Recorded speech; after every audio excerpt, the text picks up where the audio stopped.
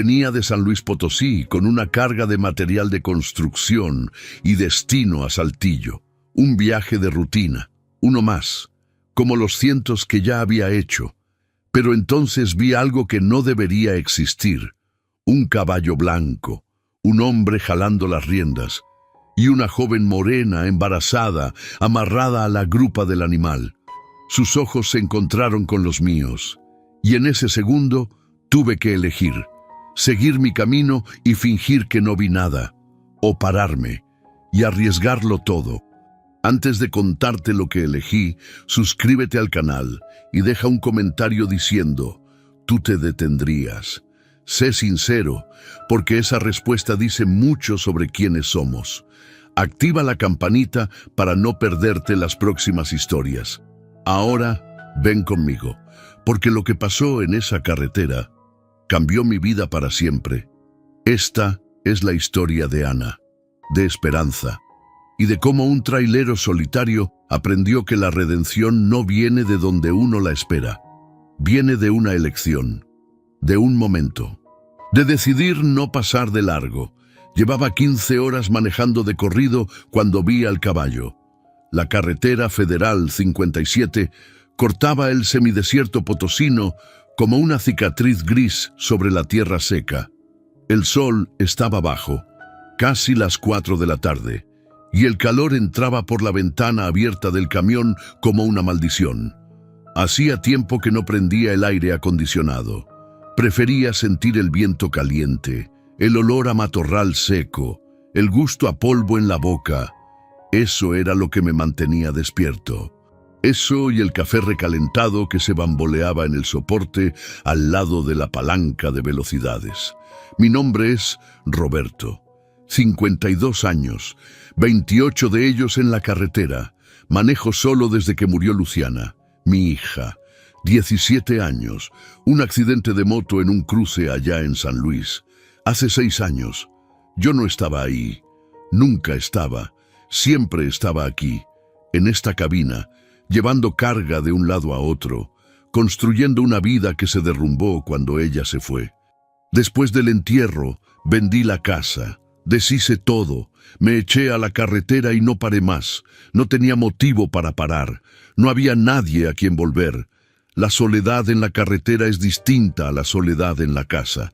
Aquí te mueves, tienes la ilusión de que vas a algún lugar, pero en el fondo uno lo sabe. No importa cuántos kilómetros recorras, el dolor va contigo, siempre está ahí, en el asiento del copiloto, invisible, pesado, mudo. Aquel día venía de San Luis con destino a Saltillo, Coahuila. Carga de materiales de construcción, nada especial, una ruta que ya me sabía de memoria. Poca plática en el radio de banda civil, poco movimiento, solo yo, el asfalto y el rugido constante del motor diésel. Fue entonces cuando el camino cambió. El asfalto se volvió terracería. Una curva cerrada a la izquierda, letreros despintados avisando «Desvío, obras adelante». Bajé la marcha. El camión roncó. Las llantas levantaron nubes de polvo rojizo. El paisaje se puso aún más seco. Menos casas, menos vida. Y fue ahí, en ese tramo olvidado entre un ejido y otro, donde lo vi. Primero, el caballo, blanco, flaco, caminando despacio por la orilla, jalado por un hombre alto, con sombrero de campo y camisa gastada. El sol le pegaba en la espalda y proyectaba una sombra larga en el suelo. Sostenía las riendas con mano firme, tranquilo. No volteó cuando mi camión se acercó. Pensé en pitarle, pensé en pasar despacio y seguir mi viaje, pero entonces la vi a ella, en la grupa del caballo, amarrada. Su cuerpo estaba inclinado hacia adelante, las manos presas junto al cuello del animal, los brazos cruzados de una forma que se veía dolorosa. Las sogas eran gruesas, de ixtle sucio, apretadas con nudos firmes. Llevaba un vestido sencillo, azul claro, manchado de sudor y tierra. El cabello negro le caía suelto sobre los hombros. Morena, joven, no debía tener más de 20 años. Y embarazada. La panza era grande. 7, tal vez 8 meses. Mantenía las manos lo más cerca posible del vientre, aún amarradas, en un gesto de protección instintiva, como si el cuerpo supiera que debía proteger lo que había dentro, aunque el resto del mundo se hubiera rendido. Sus ojos estaban abiertos, desmesurados, fijos en el suelo, en el polvo que el caballo levantaba. No lloraba, no gritaba, no se resistía, pero el miedo estaba ahí. Yo vi ese miedo, y me entró en el pecho como una puñalada. Pisé el freno. El camión chilló, las llantas patinaron un poco en la tierra suelta, el polvo se levantó en nubes densas, el motor diésel roncó más fuerte cuando lo puse en punto muerto. Mi corazón latía demasiado rápido, el hombre se detuvo, giró la cabeza despacio, sin prisa, miró el camión, me miró a mí, no dijo nada, apagué el motor. El silencio de la tarde cayó sobre la carretera como un peso. Solo se oía el viento, el crujir de las ramas secas, el sonido distante de las chicharras. Abrí la puerta de la cabina y bajé. Mis piernas temblaban. No sé si era cansancio u otra cosa. Caminé hasta el frente del camión. El calor subía del suelo en ondas invisibles. Sentí un sabor a metal en la boca. «Buenas tardes», dije, con la voz más ronca de lo normal. El hombre no respondió. Se me quedó viendo. Tenía unos 40 años, tal vez más. El rostro quemado por el sol, barba de varios días, ojos pequeños y oscuros. El cuchillo en su cinturón brillaba bajo el sol. No hizo el menor intento por esconderlo. Miré a la muchacha en el caballo. Ella levantó los ojos despacio, encontró los míos. Y en ese segundo lo vi todo. Vi la desesperación, vi la resignación, vi la certeza de que nadie vendría. Y vi a mi hija, no literalmente, pero vi lo que ella pudo haber sido si el mundo fuera todavía más cruel. Vi la fragilidad de alguien que ya no tenía opción. Vi a alguien a quien se estaban llevando a la fuerza. «¿Qué es esto?», pregunté, señalando las cuerdas. Mi voz salió más firme esta vez. «¿Por qué está amarrada?». El hombre escupió al suelo, se acomodó el sombrero. «Asunto de familia». «Asunto de familia», repetí, incrédulo. «Está embarazada. Va amarrada a un caballo. Eso no es un asunto de familia. Eso es un crimen». «Usted no es de por acá», dijo él, como si eso lo explicara todo. «No conoce la historia. No la conoce a ella. No conoce lo que hizo». «No necesito conocer nada», respondí, dando un paso al frente. «Sé lo que estoy viendo. Y lo que veo no está bien». El hombre respiró profundo. Su mano se movió despacio hacia el cuchillo. «Chofer», dijo con voz baja, pausada, «usted viene cansado. Hizo un viaje largo. Tiene un compromiso. Tiene carga que lo espera. Le sugiero que se suba a su camión y siga su camino. Esto no es problema suyo». Mi corazón latía tan fuerte que lo sentía en las sienes. Su mano estaba en el cuchillo. La carretera estaba vacía. Nadie iba a pasar por ahí. Nadie lo sabría. Podía subirme al camión. Arrancar. Seguir mi ruta. Era lo que cualquier persona sensata haría. Pero no pude. Miré a la joven de nuevo. Ella seguía clavando su mirada en mí, y en sus ojos vi una súplica muda. No era un ruego de salvación. Ella ya ni creía en eso.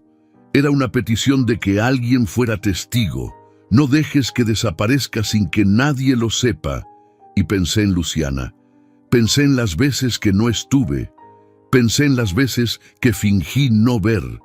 Pensé en todas las decisiones que tomé por conveniencia, por miedo, por cansancio.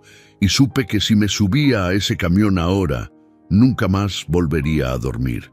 «Suéltala», le dije. El hombre sonrió. No era una sonrisa de alegría. Era la sonrisa de quien ya ha visto esta escena antes y sabe cómo termina.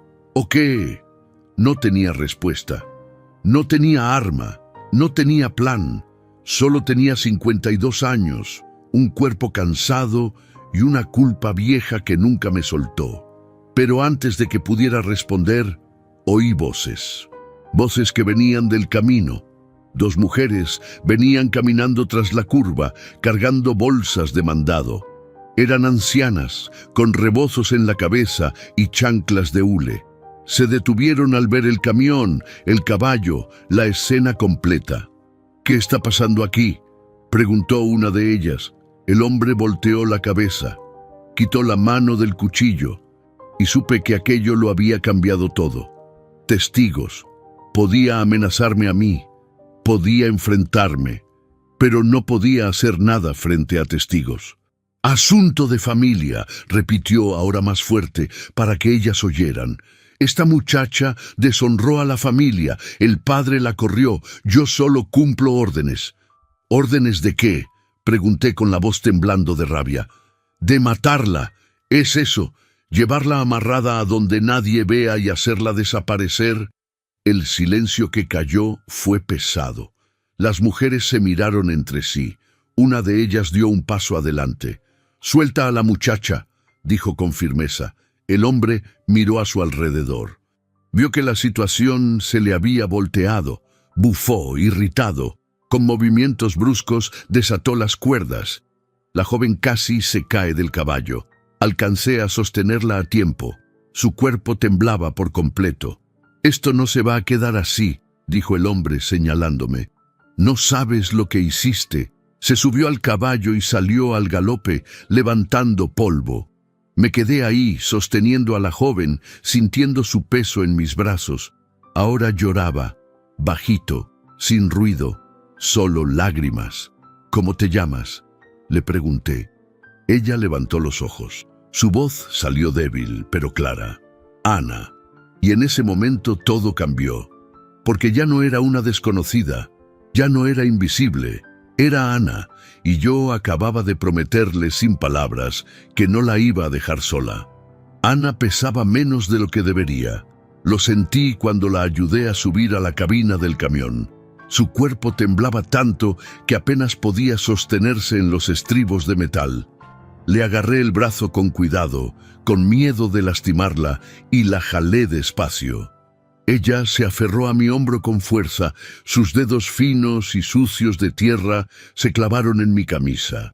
Cuando finalmente logró sentarse en el asiento del copiloto, Ana se encogió toda. Se abrazó la panza con las 2 manos y agachó el cuerpo, como si quisiera desaparecer. El cabello negro le tapaba la cara, escondiendo sus ojos. Respiraba demasiado rápido. Las 2 mujeres que se habían detenido en el camino se acercaron a la ventana. La más grande, con un rebozo rojo amarrado a la cabeza, estiró el cuello para mirar dentro de la cabina. «Oiga, jefe, ¿a dónde se la va a llevar?». No lo sabía. No lo había pensado. No había pensado en nada más que en sacarla de ahí. Ahora, con Ana sentada a mi lado, temblando, embarazada, corrida de su casa y perseguida, me di cuenta de que no tenía idea de qué hacer.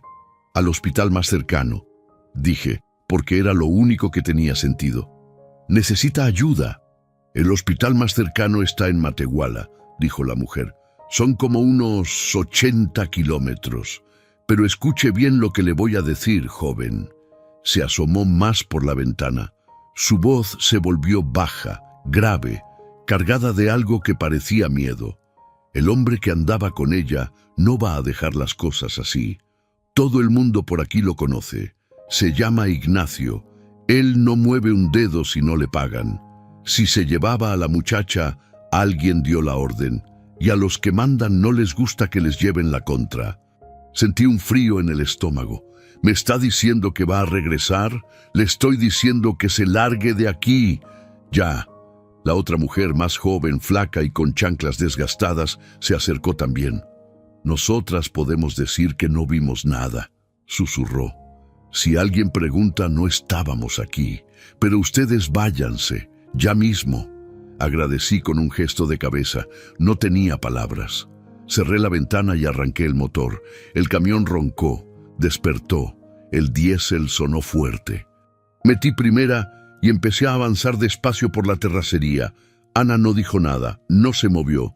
Siguió encogida, abrazando su vientre. Miré por el retrovisor. Las dos mujeres seguían paradas en medio del camino, observándonos. Luego se dieron la vuelta y empezaron a caminar rápido en dirección opuesta, como si quisieran desaparecer de ahí cuanto antes. La terracería seguía por otros 10 kilómetros antes de volver a conectar con el asfalto. Manejaba despacio, tratando de no sacudirla mucho. Las llantas pasaban por baches, piedras y grietas. Cada salto hacía que Ana se apretara más la panza. ¿Estás bien?, pregunté. No respondió. ¿Ana? Silencio. Miré de reojo. Tenía los ojos cerrados. Las lágrimas le corrían por la cara, dejando surcos limpios en la piel polvorienta. ¿Te duele algo?, negó con la cabeza, despacio. ¿Quieres agua? Tengo aquí. Asintió, muy levemente, casi imperceptible. Agarré el termo que estaba en el soporte junto al asiento. Desenrosqué la tapa con una sola mano, la otra firme en el volante. Se la extendí. Ana abrió los ojos. Miró el termo como si no entendiera qué era. Luego, con movimientos lentos, lo tomó. Le temblaban tanto las manos que casi lo tira. Se llevó el termo a la boca y bebió. No fue un trago, fue una sed desesperada. Se lo bebió todo, cada gota. Cuando terminó, cerró los ojos otra vez y recargó la cabeza en el vidrio de la ventana. «Gracias», susurró. Su voz era finita, quebrada, pero fue lo primero que dijo desde que subió al camión. «¿Cuándo fue la última vez que comiste?», pregunté. Tardó en contestar. «Ayer en la mañana, más de 24 horas, embarazada de 7 meses, amarrada a un caballo, sin agua, sin comida». La rabia volvió a subirme por el pecho, caliente, asfixiante. «Hay galletas Marías en la mochila, atrás del asiento», le dije. «Agárralas, come algo». Ana se giró despacio, tomó la mochila y buscó adentro. Sacó el paquete de galletas que siempre traía. Abrió uno, comió una, luego otra, despacio, masticando con dificultad, como si se le hubiera olvidado cómo hacerlo. Regresamos al asfalto. La Federal 57 otra vez, lisa, más rápida. Aceleré. El camión ganó velocidad. El viento entró por la ventana, trayendo un poco de alivio contra el calor. Miré el reloj del tablero. 4:30 de la tarde. Si nos íbamos directo, llegaríamos a Matehuala antes de las 6. Pero entonces vi los faros por el retrovisor, lejos todavía, pero venían rápido, una camioneta. Vieja, ruidosa, levantando polvo incluso sobre el pavimento. Se me revolvió el estómago. «Ana», dije, tratando de mantener la voz tranquila, «no voltees. Quédate quietecita. ¿Está bien?». Ella me miró asustada. «¿Qué pasa?». «Solo quédate quieta». Los faros se acercaban, cada vez más rápido. Aceleré. El camión respondió, pero iba pesado, cargado. No podía competir en velocidad. La camioneta se me pegó atrás, casi rozándome. Pitó. Una vez, 2, 3. No bajé la velocidad. Entonces intentó rebasarme. Aventé el camión al medio del carril, bloqueándola. La camioneta frenó, casi me pega, y volvió a pitar. Un pitido más largo, más enojado. Ana empezó a llorar. «Es él», dijo con la voz entrecortada. Regresó. «Lo sé. Me va a matar». «No lo va a hacer», dije apretando el volante con tanta fuerza que los nudillos se me pusieron blancos. «No te va a tocar, te lo prometo». Pero no sabía cómo iba a cumplir esa promesa. La camioneta intentó rebasar otra vez, ahora por la derecha, por el acotamiento. Aventé el camión a la derecha también. Oí el grito de Ana cuando el camión se sacudió. La camioneta tuvo que frenar de nuevo. Las llantas patinaron y levantaron grava. Mi corazón latía tan fuerte que me dolía. Carretera recta al frente, ni un carro viniendo, ni una casa, ni ayuda. Si me paraba, me bajaría del camión. Se llevaría a Ana. Y yo no sería lo suficientemente fuerte para impedirlo. Entonces vi la curva, adelante, a unos 500 metros, una curva cerrada a la izquierda, con bajada.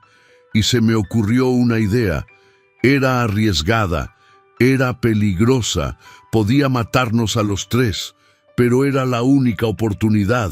Apreté más el acelerador, el motor rugió, el velocímetro subió, 80, 90, 100 kilómetros por hora.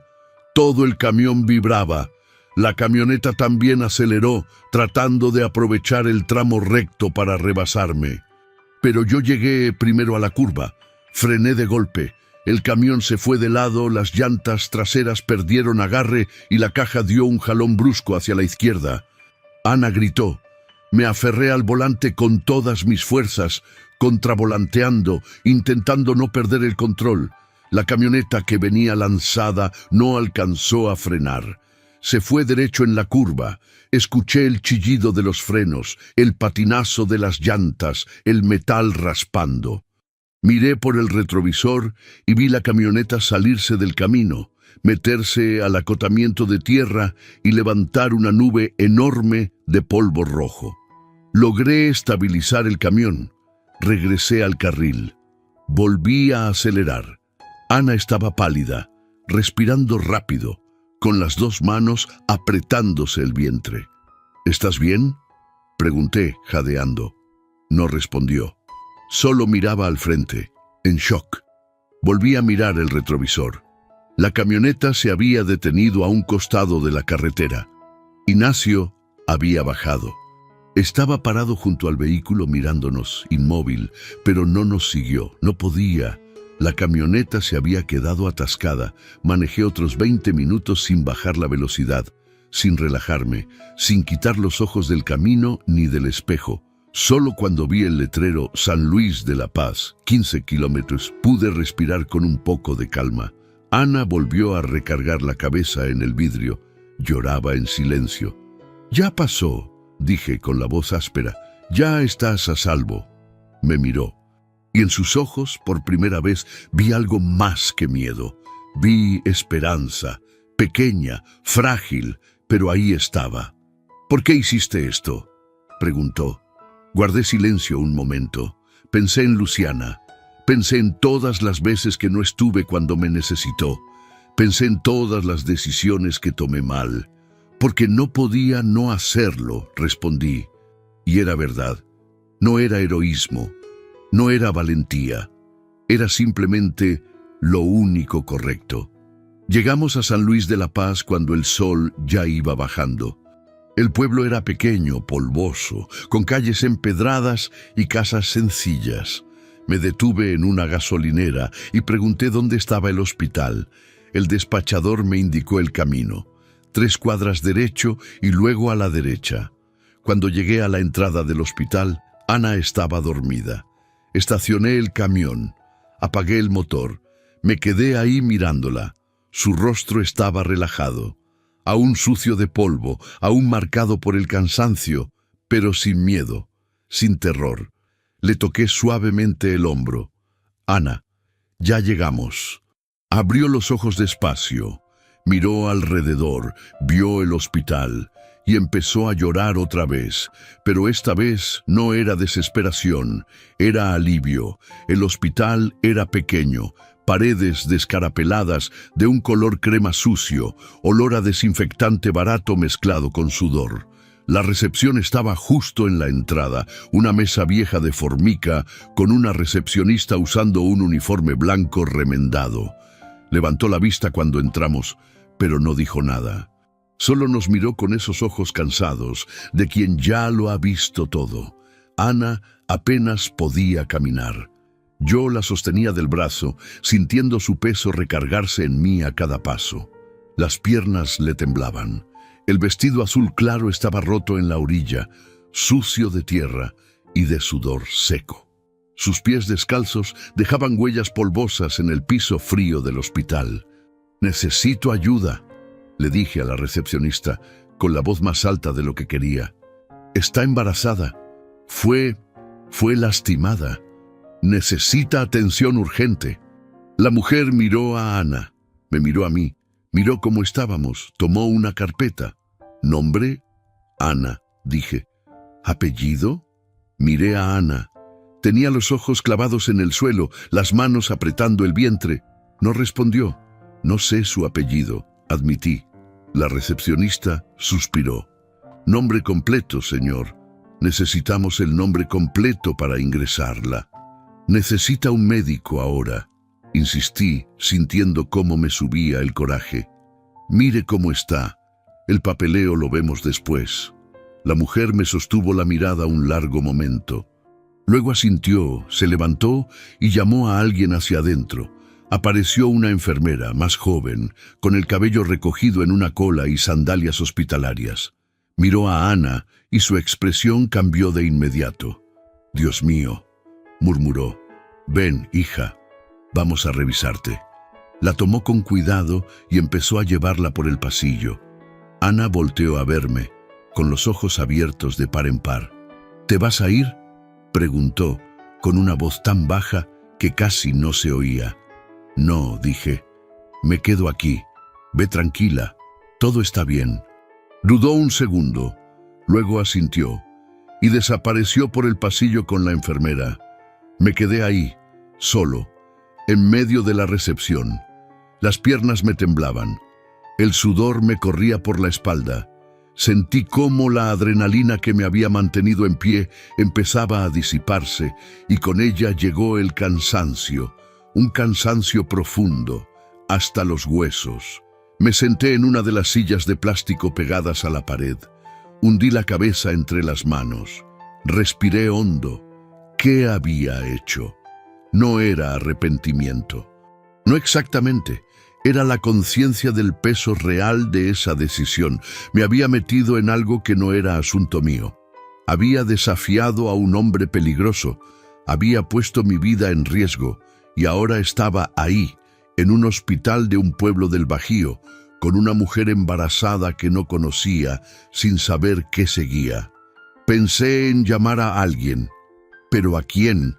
No tenía familia, no tenía amigos cercanos, solo conocidos del camino, gente que veía de vez en cuando en las gasolineras, en las paradas. Nadie que pudiera ayudar con esto. Pensé en irme, dejar a Ana con los médicos y seguir mi ruta. Ahí estaría a salvo. El hospital se encargaría. Yo ya había hecho lo que me tocaba, pero no pude levantarme, porque sabía que si me iba ahora, la estaría abandonando, otra vez. Como todos ya lo habían hecho, y yo no podía hacer eso, no otra vez. Me quedé sentado casi 2 horas.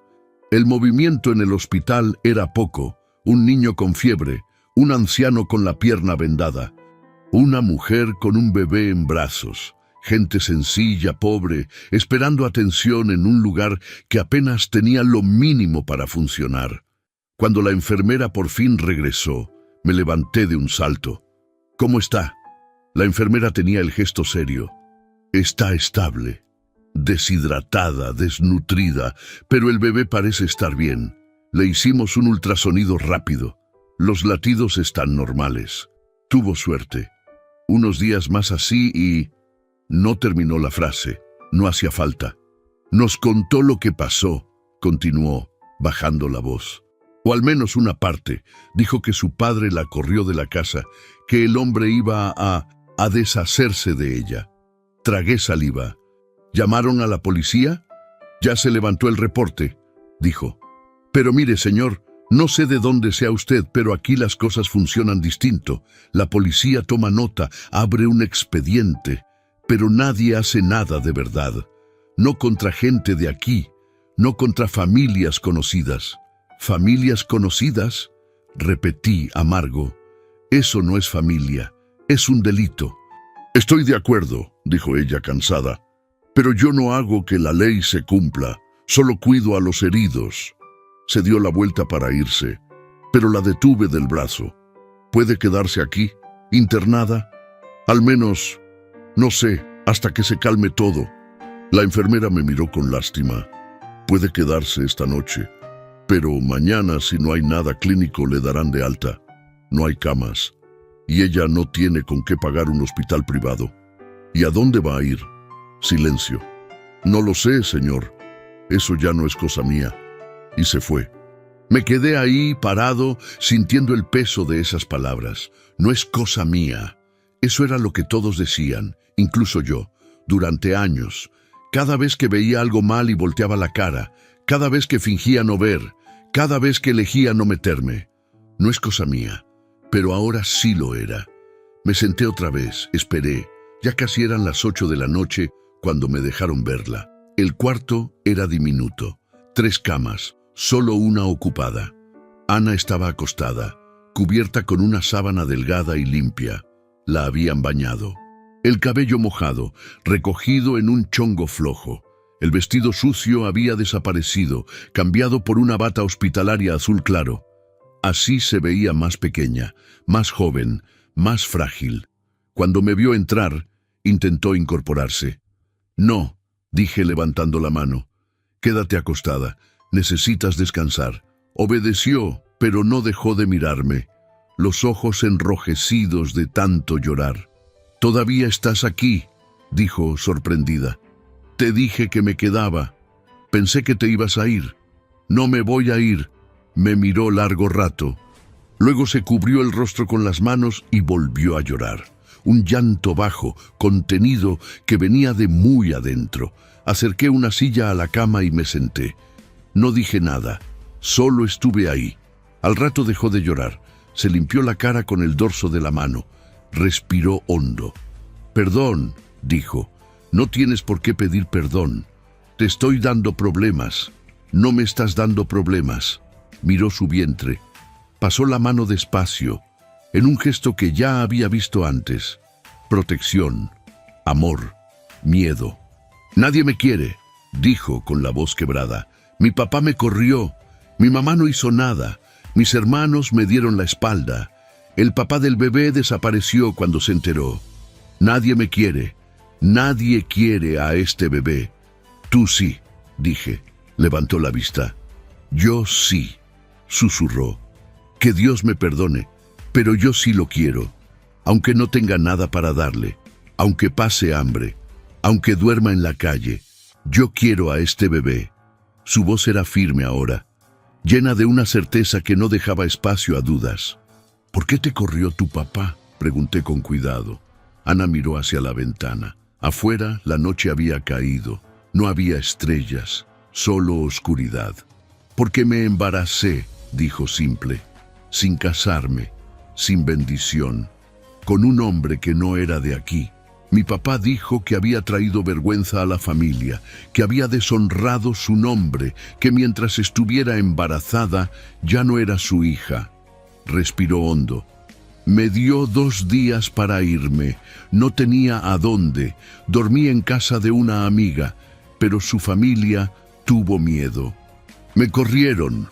Dormí en la central camionera, luego en la plaza, hasta que apareció Ignacio. El nombre me revolvió el estómago. Dijo que mi papá lo había mandado por mí, que tenía un lugar para mí, que iba a estar bien. Le creí, me fui con él, y entonces me amarró». Cerró los ojos. Yo sabía lo que iba a pasar. No soy tonta. Sabía que me iba a llevar lejos y que nadie volvería a verme. Pero no pude luchar, no pude escapar. Yo solo me rendí. Pensé que era eso, que era el final, que me lo había ganado por hacerlo todo mal. «No te lo merecías», dije con la voz firme. «Escúchame bien, Ana, no te merecías nada de eso». «Nada». Me miró, y por primera vez sonrió. No era una sonrisa feliz, era cansada, triste, pero era real. «Gracias», dijo, «por haberte detenido, por no seguir de largo, por verme». Sentí un nudo en la garganta. «Tenía que verte», dije. Me quedé con ella hasta que se durmió. Al salir del cuarto, la enfermera estaba en el pasillo. «¿Usted es familiar?», preguntó. «No». «Entonces, ¿qué es usted?». Pensé en la pregunta. No tenía respuesta. «Alguien que no podía seguir de largo», dije. La enfermera asintió, como si entendiera. «Va a necesitar ayuda cuando salga de aquí. Mucho más que una noche de hospital. Usted lo sabe, ¿verdad?». «Lo sé». «¿Y qué va a hacer?». Miré la puerta del cuarto, la luz tenue que se colaba por la rendija, la silueta de Ana dormida. «No lo sé», admití, «pero voy a averiguarlo. porque ya no había vuelta atrás. Le había tomado la mano, y ahora no podía soltarla. Dormí en el camión. No era la primera vez. Ya había pasado cientos de noches ahí, encogido en el asiento, usando una mochila como almohada, oyendo el murmullo lejano de la carretera. Pero esa vez fue distinto. No pude dormir bien. Cada vez que empezaba a quedarme dormido, despertaba sobresaltado, el corazón acelerado, la sensación de haber oído algo, un motor, pasos, voces. Ignacio, él sabía dónde estaba. No era difícil adivinarlo. Había llevado a Ana al hospital más cercano. Era lógico. Si quería, podía aparecer en cualquier momento. Me quedé sentado en el asiento del conductor, las manos en el volante, mirando por la ventana. El estacionamiento del hospital estaba mal iluminado. Apenas 2 postes de luz, uno parpadeando. Las sombras se movían entre los coches. Cada movimiento me hacía apretar más fuerte el volante. A las 2 de la madrugada me levanté. Ya no aguantaba estar ahí, pasivo, esperando. Bajé del camión. El aire de la noche estaba caliente, pesado, ni una brisa, solo se oía el canto de los grillos y el zumbido lejano de un transformador. Caminé hasta la entrada del hospital. La recepción estaba vacía, salvo por una auxiliar de enfermería dormida, con la cabeza recargada en el escritorio. Pasé sin hacer ruido y fui al pasillo del cuarto de Ana. La puerta estaba entreabierta. La empujé despacio. El chirrido de la bisagra sonó demasiado fuerte en el silencio. Ana dormía. Su respiración era suave, regular. Una mano descansaba sobre el vientre. La otra colgaba relajada al costado de la cama. Me quedé ahí, en el umbral, solo mirando. Se veía tan joven, tan frágil, como si el mundo hubiera sido demasiado pesado para ella y ahora, por fin, lo hubiera dejado en el suelo un momento. Pensé en Luciana, pensé en cómo nunca estaba, en los partidos de voleibol de la escuela, en las obras de teatro, en los cumpleaños, siempre en la carretera, siempre ya casi llego, siempre mintiéndome, diciendo que lo hacía por ella, por nuestro futuro, y cuando murió entendí que no había futuro, solo un pasado lleno de ausencias. Volví a mirar a Ana. No era Luciana. No podía traer a mi hija de vuelta, pero podía hacer algo que nunca hice. Podía quedarme. Cerré la puerta con cuidado y regresé al camión. El sol salió a las 5:30. Yo estaba sentado en la defensa trasera del camión, tomando café frío de un termo, cuando vi la camioneta. Vieja, ruidosa, levantando polvo incluso sobre el asfalto. El estómago se me hizo un nudo. Era él. La camioneta entró despacio al estacionamiento como buscando algo. Se detuvo del otro lado, lejos de los postes de luz. El motor siguió encendido. Nadie bajó. Me quedé inmóvil, cada músculo tenso. Al cabo de unos minutos, el motor se apagó. La puerta se abrió. Ignacio bajó. No miró hacia donde yo estaba. No pareció verme. Solo encendió un cigarro. Se recargó en la camioneta y se quedó ahí, fumando, mirando la entrada del hospital, esperando. El corazón me latía tan fuerte que lo sentía en las sienes. No iba a entrar al hospital. No iba a hacer nada ahí dentro. Era demasiado listo para eso. Testigos, tal vez cámaras. No. Él iba a esperar a que ella saliera. Y yo sabía que en cuanto Ana pusiera un pie fuera de ese hospital, si yo no andaba por ahí, no iba a tener ni una mínima oportunidad. Me levanté despacio. Subí al tráiler. Encendí el motor, dejándolo en punto muerto. Estaba listo para arrancar en cualquier momento. Después me puse a esperar. Ignacio terminó su cigarro. Encendió otro. Siguió ahí, recargado, inmóvil, paciente. A las 7 de la mañana, el movimiento del hospital empezó a cobrar vida. Carros llegando, gente entrando, médicos, enfermeras, pacientes. Ignacio no se movió. A las 8, la enfermera de ayer salió por la puerta principal. Miró a su alrededor, me vio y me hizo una seña. Bajé del camión y fui hacia ella. Ana ya despertó, me dijo. Pidió hablar contigo. ¿Ya puedes salir?, pregunté. La enfermera puso una expresión de angustia. Puede. Clínicamente sí. Pero señor, ella no tiene a dónde ir. Y el hombre el que le hizo eso, lo vieron en el pueblo anoche. Andaba preguntando por ella. Sentí que se me helaba la sangre. ¿Cómo lo sabe? Una amiga mía trabaja en la gasolinera de la entrada. Me llamó de madrugada. Dijo que él apareció allá preguntando si habían visto un tráiler con una mujer embarazada. Ella le dijo que no, pero la está buscando y la va a encontrar. Miré hacia el estacionamiento. Ignacio seguía ahí, fumando, esperando. Está aquí, dije. La enfermera siguió mi mirada. Se puso pálida. Dios mío. Tengo que sacar a Ana de aquí, le dije. Pero no puedo hacerlo por la puerta de enfrente. Él me va a ver. La enfermera pensó rápido. Hay una salida trasera, la puerta de servicio. Da a una calle lateral, pero siempre está cerrada con llave. ¿Usted la tiene? Ella vaciló un segundo, pero luego asintió. Voy por Ana. Salimos por atrás. Usted lleve el tráiler a la calle de atrás y espérenos ahí. Rápido, antes de que se dé cuenta. No había tiempo para pensar, no había tiempo para planear nada mejor. ¿Cuánto tiempo necesita? 10 minutos. Hecho, allá estaré. Ella entró corriendo. Yo regresé al camión.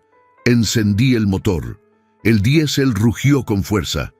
Ignacio giró la cabeza en mi dirección. Me miró. Yo lo miré a él. Por un segundo nos quedamos así. Dos hombres midiéndose a través de un estacionamiento vacío, sabiendo que aquello no iba a terminar nada bien. Entonces metí primera y arranqué, despacio, sin prisas, como si solo me estuviera retirando.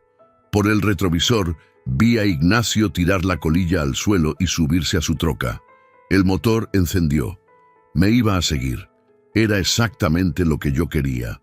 Salí del estacionamiento, doblé a la izquierda y tomé la avenida principal.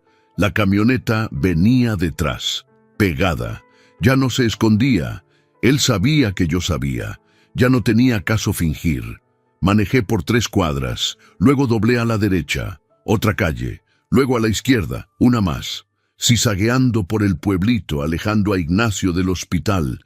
Él siguió tras de mí. Cuando calculé que había pasado tiempo suficiente, aceleré. Gané distancia. Me metí por un callejón estrecho, luego por otro, y de repente ya estaba del otro lado del pueblo. Miré el reloj. 8 minutos. Pisé el acelerador a fondo.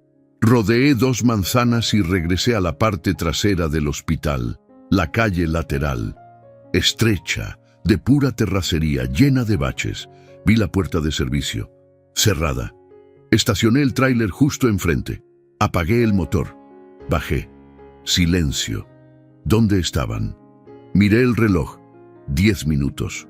La puerta seguía cerrada. 11 minutos. El corazón se me aceleró. 12 minutos. ¿Y si Ignacio se había regresado? ¿Y si ya estaba allá adentro? ¿Y si...? La puerta se abrió. Ana salió primero, apretando la mano de la enfermera. Llevaba puesta ropa sencilla que no era suya, un pan holgado, una playera blanca y chanclas. Tenía el cabello todavía húmedo. En cuanto me vio, se le iluminó la cara. Corrí hacia ellas. Agarré a Ana del brazo. «¡Vámonos! ¡Rápido!». La enfermera me entregó una bolsa de plástico. «Lleva agua, unas galletas y algo de ropa que pude juntar. Y esto...». Me entregó un papel doblado. «Es la dirección de un refugio en Torreón, Coahuila. Está a unas 3 horas de aquí. Reciben a mujeres embarazadas en situación de riesgo. No es un lujo, pero es seguro. Y no hacen muchas preguntas». Tomé el papel y me lo guardé en el bolsillo. «Gracias», le dije. Y no era solo por el papel. La enfermera asintió y miró a Ana. «Vete con Dios, hija, y cuida mucho a ese bebé». Ana abrazó a la enfermera. Fue un abrazo rápido, apretado. Luego se subió al tráiler. Yo subí también, encendí el motor. Y fue entonces cuando vi la troca asomando al final de la calle. «Mierda», susurré. Ana también la vio. Se puso blanca como el papel. Nos vio. Lo sé. Metí primera. Aceleré. La calle era angosta y estaba llena de pozos. El camión se sacudía violentamente. Ana se aferró al tablero. La camioneta también aceleró. Venía rápido, mucho más rápido que yo. Llegué al final de la calle, doblé a la izquierda sin frenar bien. El tráiler se inclinó tanto que las llantas del lado derecho casi se despegan del suelo. Ana gritó. Logré estabilizarlo. Aceleré de nuevo. Carretera abierta frente a nosotros. La salida del pueblo. La troca seguía atrás, cada vez más cerca. Entonces me tocó el claxon. Pero no era el claxon de una camioneta normal. Era algo más. Miré por el retrovisor. Y lo vi. No era solo su troca. Venía otra más. Y una moto. Y otro carro. 4 vehículos. Había pedido refuerzos. «Ana», dije con la voz temblorosa, «ponte el cinturón, ahora». Ella obedeció, pero le temblaban tanto las manos que apenas podía enganchar la hebilla. Aceleré hasta el límite, pero no iba a servir de nada. Ellos eran más rápidos y solo éramos nosotros dos, contra 4, a plena luz del día, sin ayuda, sin salida. La carretera se abría frente a nosotros como una promesa imposible.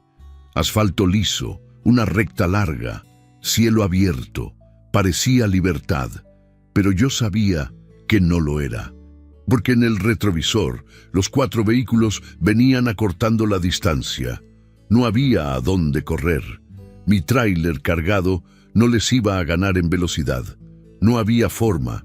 La física era implacable. Ellos eran más ligeros, más rápidos, más agresivos.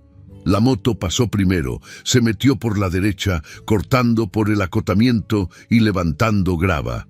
El piloto llevaba un casco cerrado. No se le veía la cara, pero vi el cuchillo que traía fajado a la cintura. Se quedó al lado del camión unos segundos, solo observando. Luego aceleró, se me cerró y frenó bruscamente bloqueando el carril. Tuve que dar el volantazo. Avancé el tráiler hacia la izquierda invadiendo el carril contrario. Un carro venía de frente. Me pitó con furia. Pasé rozándolo. El de la moto aceleró de nuevo, volviéndose a poner detrás de mí. «Nos van a matar», dijo Ana con voz finita, ahogada por el miedo. «No lo van a hacer», dije, aunque no estaba seguro de creérmelo. La primera troca se emparejó por la izquierda. Intentó quedarse a mi nivel. Miré de reojo, reconocí al conductor. Era el mismo tipo que había visto ayer con Ignacio, cara dura, barba cerrada, mirada de hielo. Me tocó el claxon, me hizo señas para que me parara. No lo hice. Entonces aceleró y me aventó la camioneta. El impacto fue lateral, metal contra metal. El ruido fue espantoso. El tráiler se sacudió entero. Ana gritó. Agarré el volante con todas mis fuerzas, contravolanteando para no perder el control. La troca me pegó de nuevo. Más fuerte esta vez. Miré el espejo lateral izquierdo. Estaba chueco, casi arrancado. «Agárrate fuerte», le grité a Ana. La segunda troca vino por la derecha, la de Ignacio. Ahora estaba rodeado, una de cada lado. La moto adelante, abriendo y cerrando el paso. El carro atrás, esperando. No había salida. Pensé en frenar, dejar que me pasaran. Pero luego, ¿qué? Me iban a acorralar de verdad. Me iban a bajar del camión. Se iban a llevar a Ana. No, tenía que haber otra forma. Miré hacia adelante. La carretera seguía recta por un par de kilómetros. Pero allá a lo lejos vi algo. Un puente, angosto, de un solo carril, sobre un arroyo seco. Una idea loca empezó a formarse en mi cabeza. Peligrosa, insensata, pero era la única oportunidad. Aceleré. El motor diésel rugió, forzado al máximo. El velocímetro subió. 80, 90, 100 kilómetros por hora. Las camionetas aceleraron también, pegadas a ambos lados. La distancia entre los 3 vehículos era de centímetros. Si cualquiera de nosotros hacía un movimiento en falso, sería un accidente fatal. Ana tenía los ojos cerrados. Rezaba en voz baja. Palabras que yo no entendía, pero que reconocía bien. Súplicas, pedidos de misericordia. El puente se acercaba. 500 metros, 400, 300. Las trocas seguían pegadas como lapas. 200 metros. Respiré hondo. 100 metros. Ahora. Frené en seco. Todo el tráiler gimió. Las llantas se amarraron. El olor a hule quemado invadió la cabina. Ana salió disparada hacia adelante. El cinturón la frenó con fuerza y ella gritó de dolor. Las 2 camionetas que venían a toda velocidad no alcanzaron a frenar a tiempo.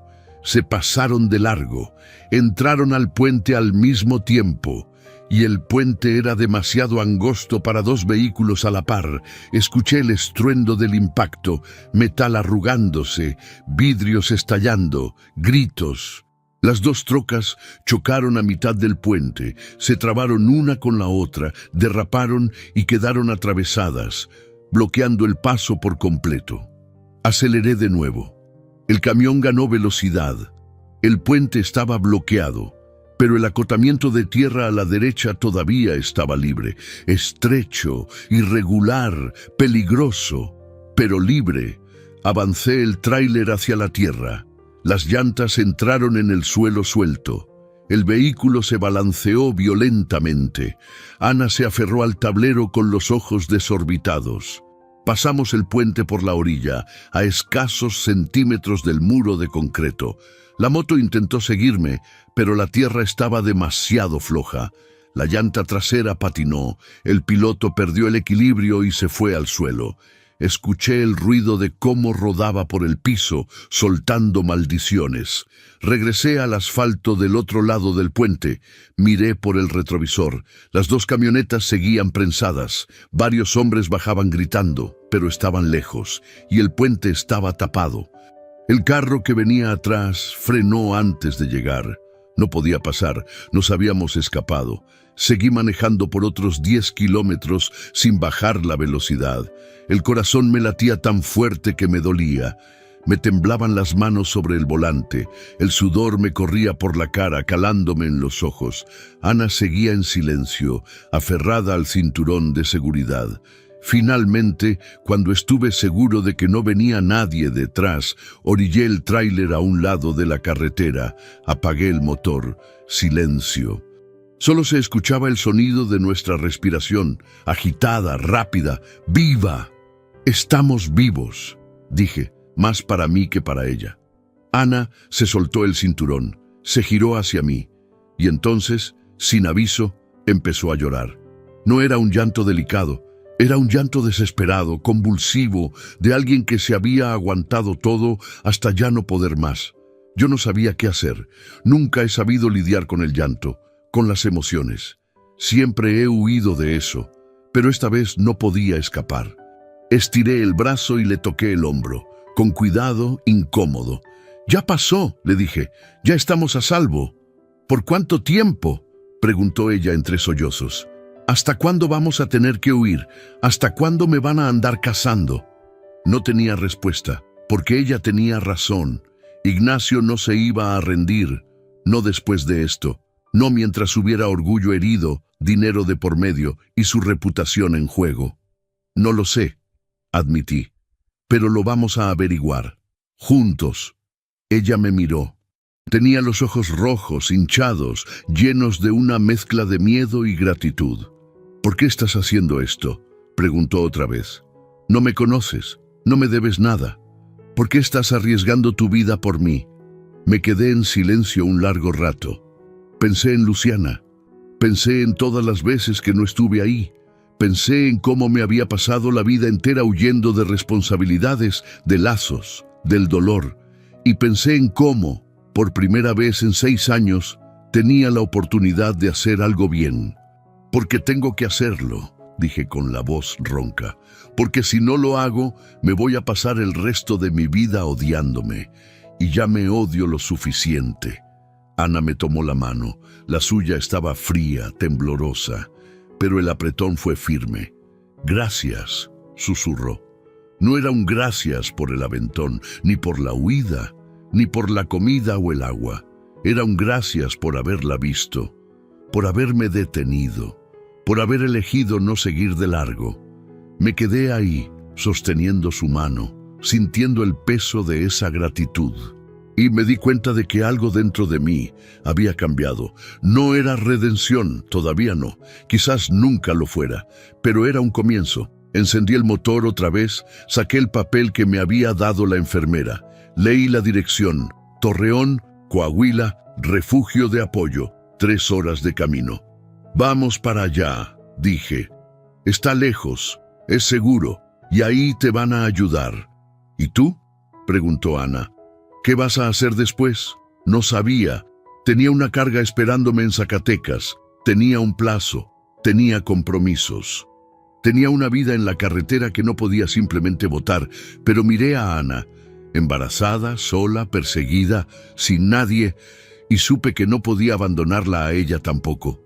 «Me quedo», dije, «hasta que estés bien, hasta que nazca el bebé, hasta que estés segura de verdad. Eso puede tardar meses». «Lo sé. Vas a perder chamba, dinero». «Lo sé». «¿Por qué?». Miré la carretera al frente, larga, vacía, incierta. «Porque ya perdí demasiadas cosas por no haberme quedado», dije. «No voy a perder de nuevo». Metí primera y seguimos el viaje, rumbo a un lugar que no conocía, con una persona de la que apenas sabía el apellido, huyendo de hombres que querían matarnos, sin ninguna garantía de que todo fuera a salir bien. Pero por primera vez en años no estaba huyendo del dolor, estaba yendo hacia algo que se parecía, contra todo pronóstico, a la esperanza. Torreón apareció en el horizonte cuando el sol empezaba a caer. La ciudad asomaba poco a poco entre el matorral seco del desierto y el brillo distante del lecho del río Nazas. Era más grande de lo que esperaba. Más movimiento, más vida, más gente. Eso era bueno. Entre más gente, más fácil es esconderse. Ana se había quedado dormida hacía 1 hora, con la cabeza apoyada en el vidrio de la ventana y el cuerpo finalmente relajado después de tanta tensión. Yo manejaba en silencio, dejándola descansar. De vez en cuando miraba por el retrovisor, pero la carretera atrás estaba desierta. Nadie nos había seguido, al menos por ahora. Me detuve en una gasolinera a la entrada de la ciudad. Necesitaba cargar combustible, revisar el camión y, sobre todo, necesitaba comer algo. El estómago me rugía desde hacía horas. Ana despertó con el ruido del motor apagándose. «¿Ya llegamos?», preguntó con voz somnolienta, ronca. «Ya llegamos», dije. «A Torreón. Voy a cargar diésel». «¿Quieres bajar? ¿Estirar las piernas?». Miró a su alrededor, todavía medio perdida. Luego asintió. Bajamos. El calor de la tarde nos golpeó la cara como una pared. Aunque ya casi terminaba el día, el sol del desierto era implacable. Ana se tambaleó un poco al pisar el suelo. La agarré del brazo. «Calma, despacio». «Estoy mareada», dijo ella. «Necesitas comer. Ven». Entramos a la tiendita de la gasolinera. Pequeña, apretada, con olor a aceite frito y café recalentado. Compré agua, unas galletas, unas gorditas de harina que todavía estaban calientes y un jugo de caja. Ana comió despacio, pero se lo terminó todo.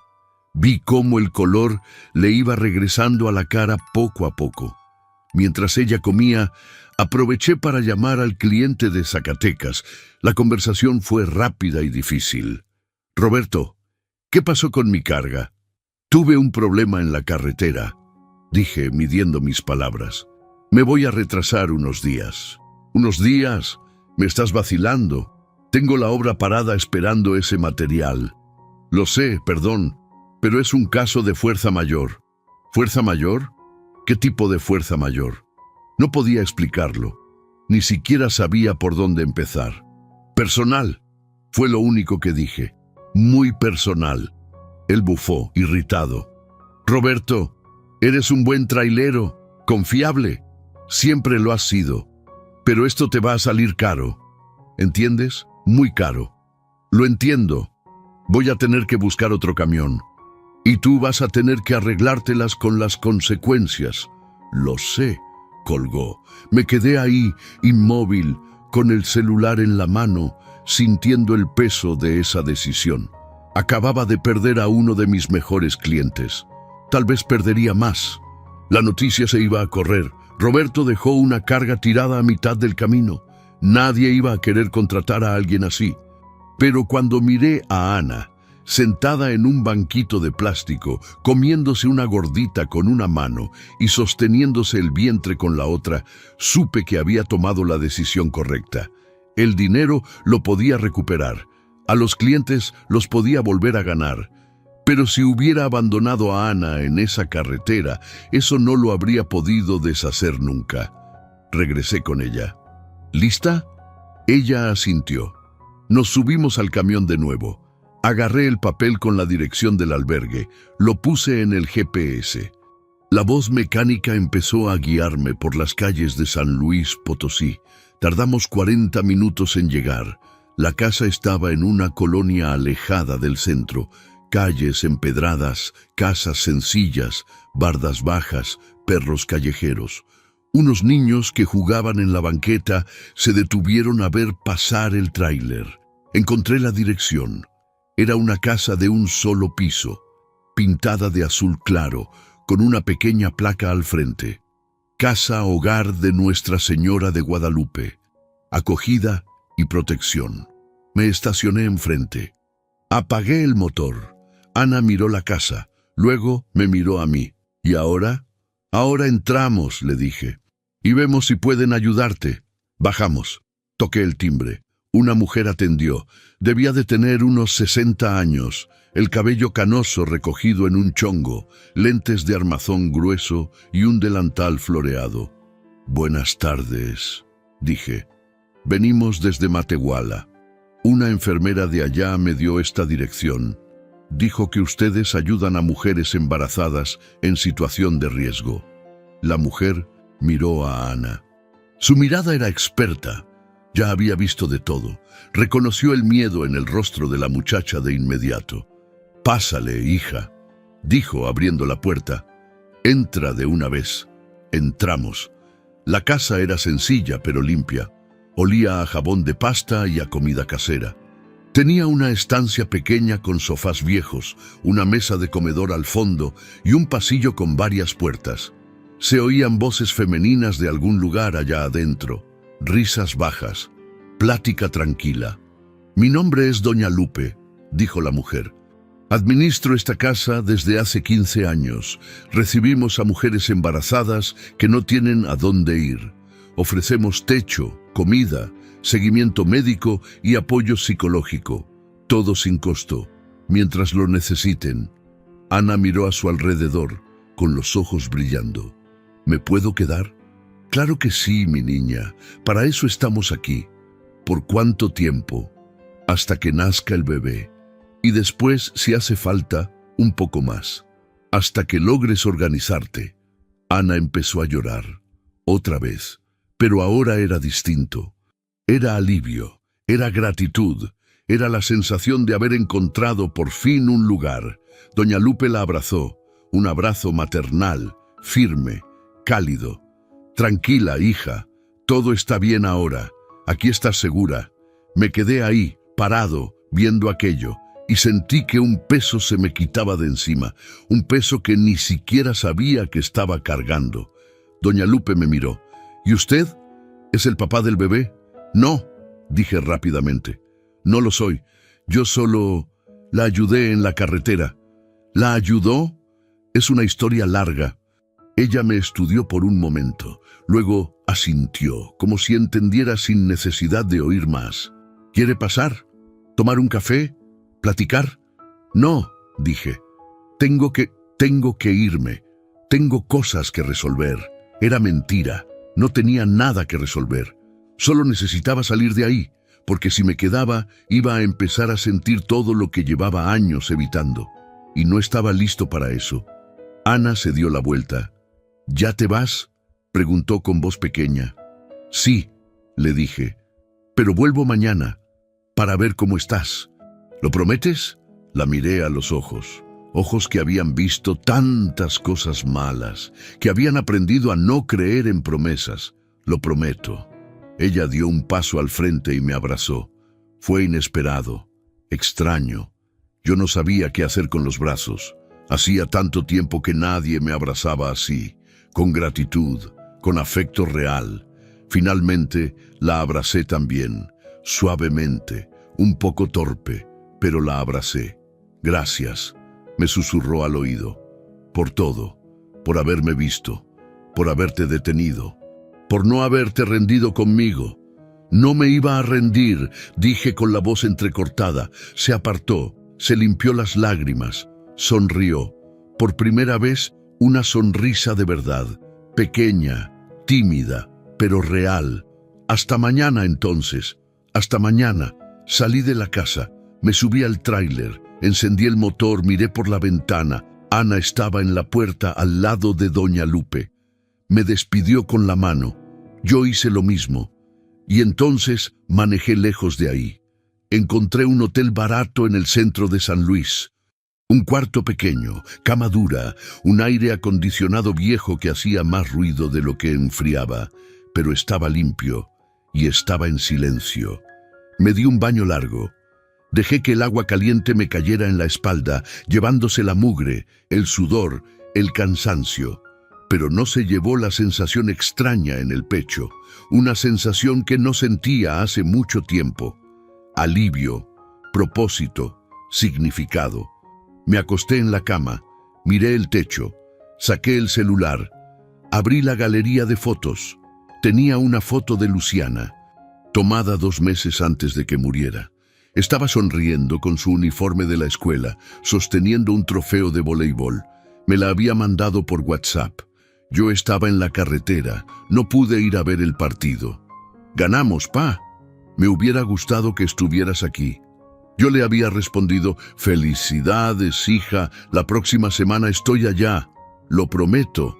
Pero la próxima semana nunca llegó, porque 2 semanas después murió, y nunca más pude cumplir esa promesa. Miré la foto por un largo rato. «No pude salvarte a ti», dije en voz alta al cuarto vacío, a la foto en el celular, a mi hija muerta. Pero la salvé a ella.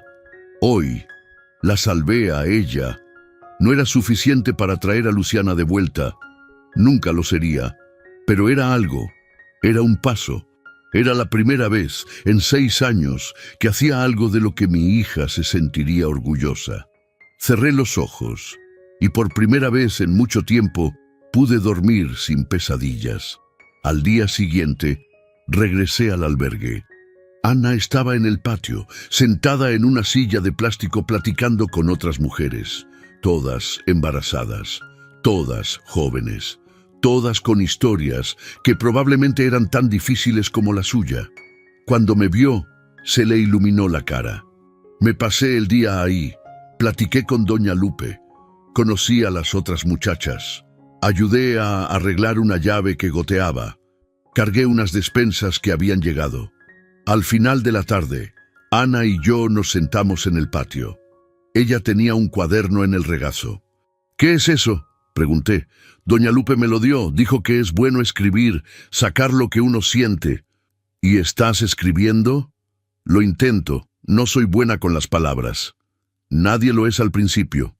Ella se miró el vientre, pasó su mano por encima. «Ya pensé en un nombre», dijo. «Ah, sí. ¿Cuál?». «Esperanza». La miré. «¿Esperanza?». «Sí, porque eso fue lo que tú me diste. Cuando todos se habían rendido, cuando yo ya me había rendido conmigo misma, apareciste tú y me diste esperanza otra vez.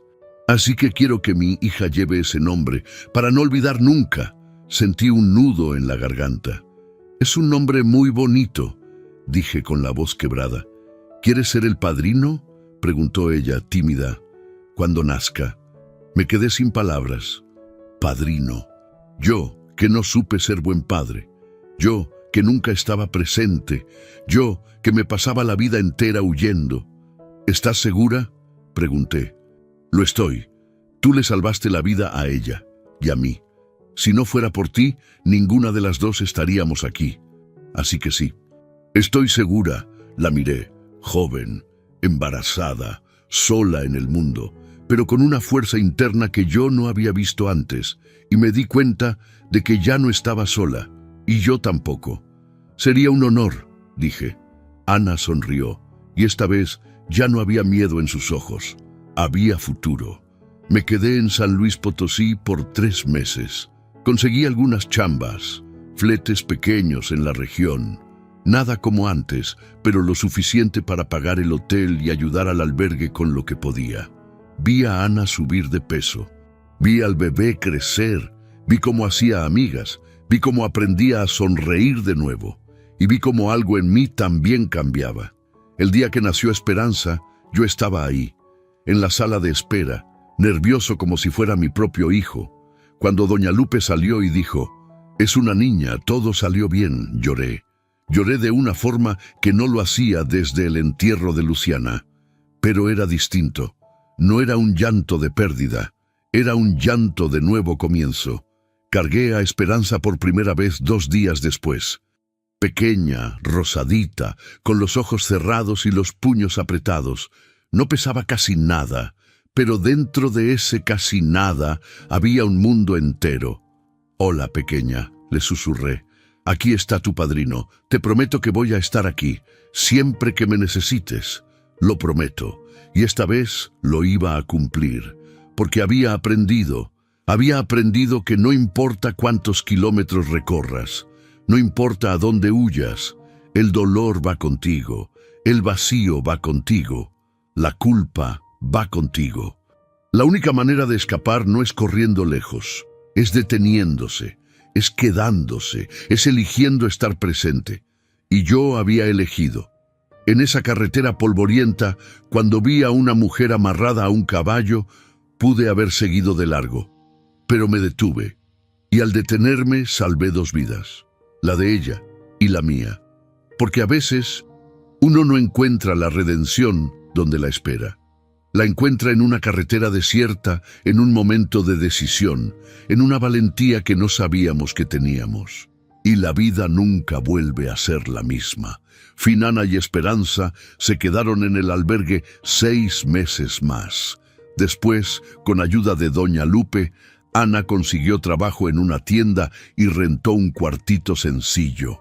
Roberto siguió haciendo fletes en la región. Visitaba a Ana y a Esperanza cada semana. Se volvió parte de la familia que había perdido, la familia que ayudó a crear. Y en la cabina del tráiler, junto al retrovisor, pegó 2 fotos, una de Luciana, otra de Esperanza.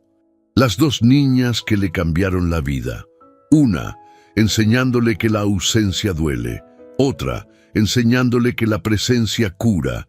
Y Roberto aprendió, finalmente, que la carretera no es el lugar donde uno huye, es donde uno se encuentra. Si llegaste hasta aquí, gracias por haberte detenido, por no haber pasado de largo de esta historia, porque de eso es de lo que el mundo necesita, de gente que se detiene, de gente que ve, de gente que elige hacer lo correcto aunque sea difícil, peligroso o costoso. Si esta historia te tocó, dale like, compártela con alguien que necesite escuchar esto y suscríbete al canal, porque hay más historias así que necesitan ser contadas. Historias de gente invisible que merece ser vista, de decisiones que cambian destinos, de redención encontrada en los lugares más inesperados. Nos vemos en la próxima carretera. Y recuerda, nunca pases de largo cuando alguien te necesite. Porque tal vez, al final de cuentas, quien más lo necesite seas tú mismo.